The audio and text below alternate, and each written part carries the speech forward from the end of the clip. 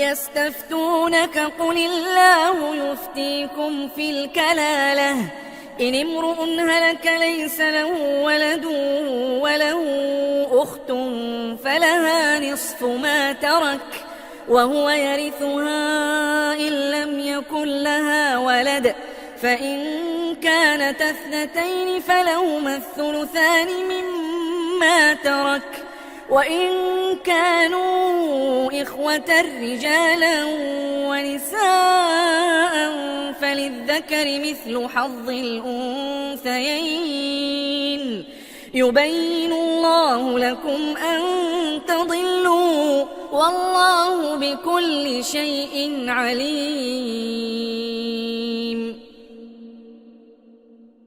بسم الله الرحمن الرحيم.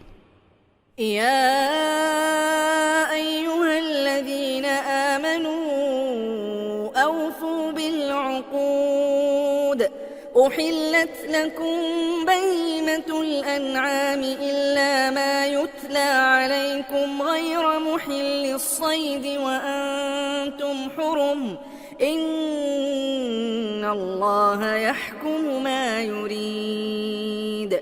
يا أيها الذين آمنوا لا تحلوا شعائر الله ولا الشهر الحرام ولا الهدي ولا القلائد ولا